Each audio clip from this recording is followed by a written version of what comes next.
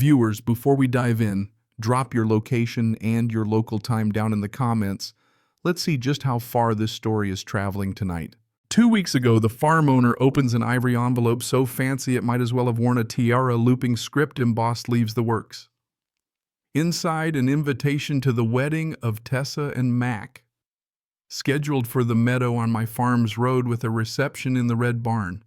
The little map even includes a watercolor of their barn and a dotted line directing cars into the south field, which they just reseeded. In the corner, a note from the HOA Events Committee cheerily announces, "We live here every day, so we manage everything, including your land. Thanks in advance for being a good sport."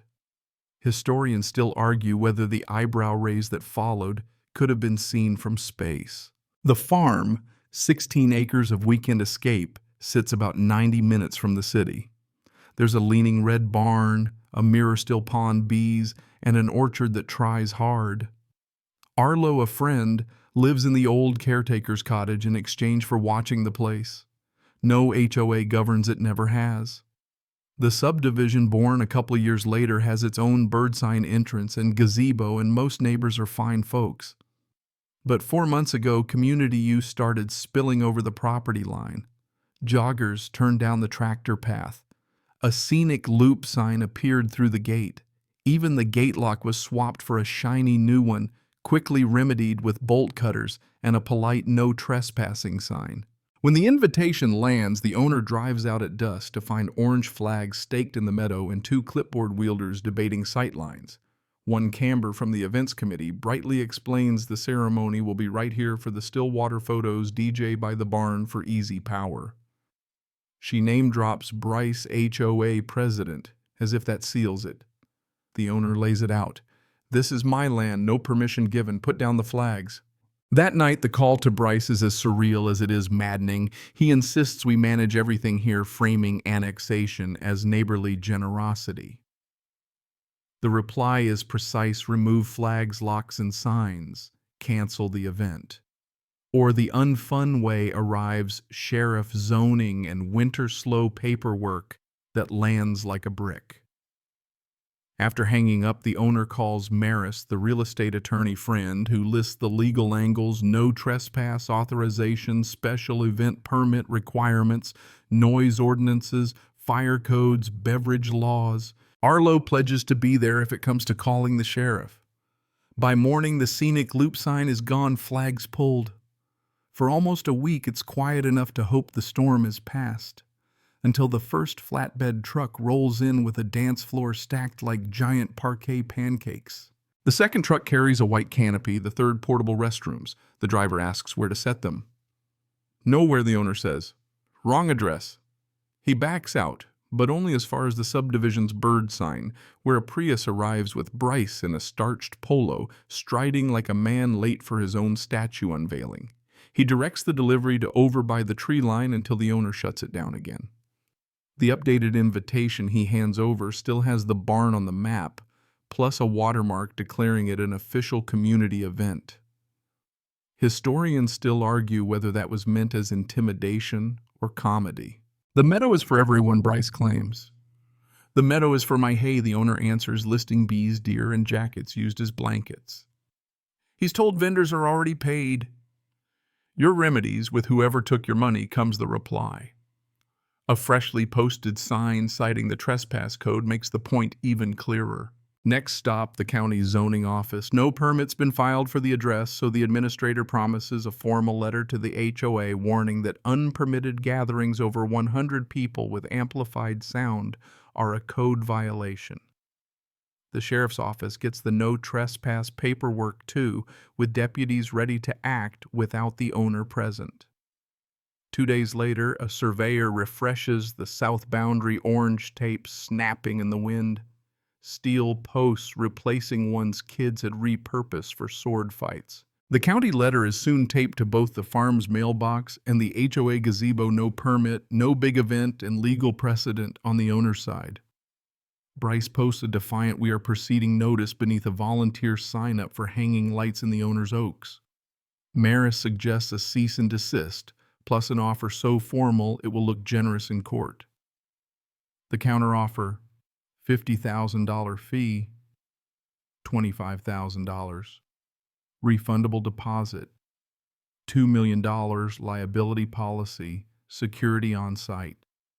No amplified sound after 8 p.m. Shuttle parking, only no barn reception. No tree attachments, and a signature from someone with actual legal authority. The deputy walking the lines with Arlo whistles at the terms, "They won't sign, but a judge will see you tried." 3 days before the wedding, the bride herself calls Tessa, voice trembling. She's been told it's community meadow and already paid a deposit to the HOA. The county's emailed her about the missing permit. Bryce insists it's under control, but she's uneasy enough to Google the owner's name. When she hears the truth, she cries not for drama, but from realizing she's been pulled into someone else's scheme. The owner refuses to host the wedding, but offers an alternative neighbor, Mr. Dodge, whose pasture has legal capacity and a gorgeous ridge lined with oaks. Dodge agrees for a fee they'll remember. Tessa promises to talk to her fiancé. Meanwhile, Bryce's voicemails get petty. "You have no idea what you're doing. This'll blow back on you. You're not our kind of neighbor." All saved, of course. And then calligraphy-heavy letter from an HOA lawyer claiming implied dedication of the meadow. Maris all but laughs.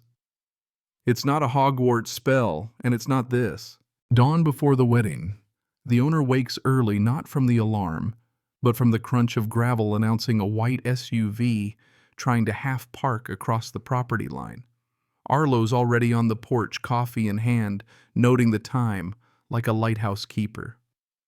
They eat breakfast slowly, scrambled eggs, as quiet defiance before walking the boundary.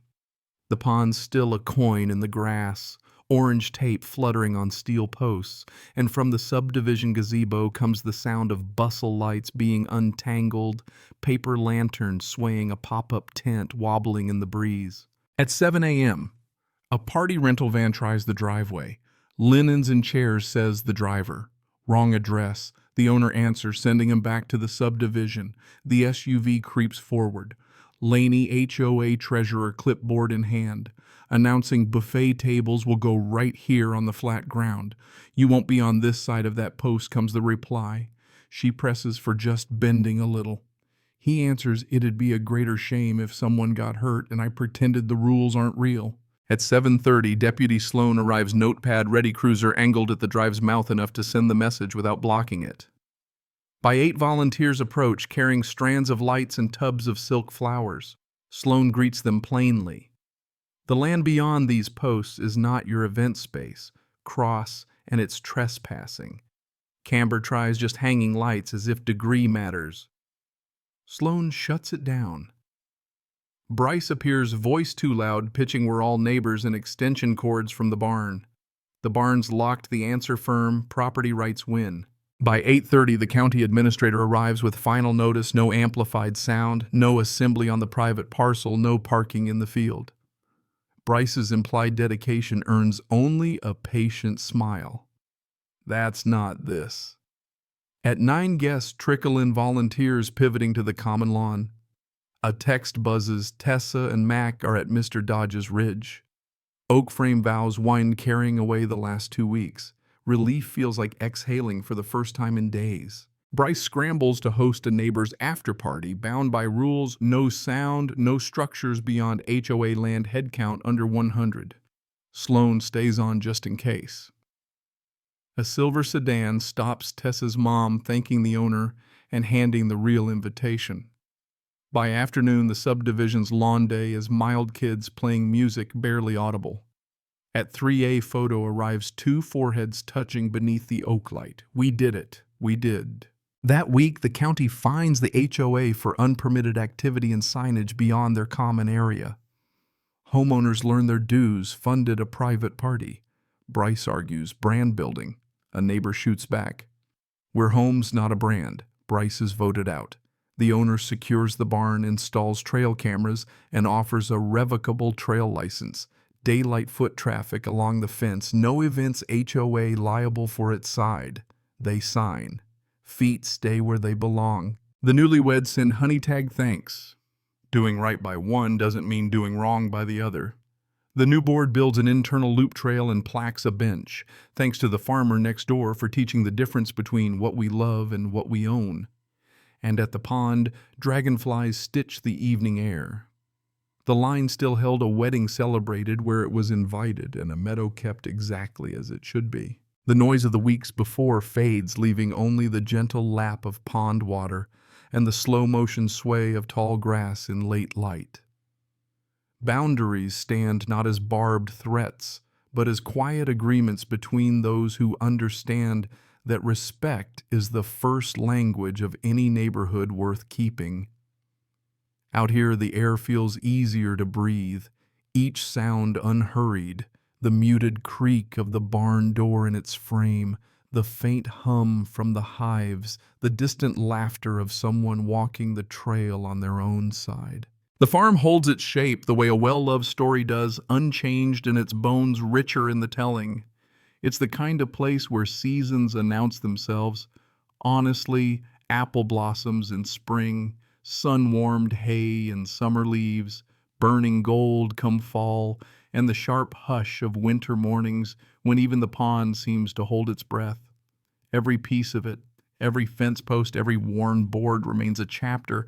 The owner gets to turn at their own pace, and in the quiet there's the comfort of knowing the wedding happened exactly where it was welcomed. Two people beginning their life without stepping on someone else's. The HOA, now wiser, works within its own lines, a board rebuilt on a foundation that might actually hold. And the farmer, well, they can sit by the water, listen to crickets tuning up for the night, and feel the subtle weight of peace that comes when you've stood your ground without losing your humanity. The sun leans low, painting the sky in colors that never last, but always return. And the day folds itself neatly into evening. Somewhere between the rustle of reeds and the ripple of fish, the world whispers the simplest of truths. What's yours, kept kindly, stays yours. End of script. Sweet dreams.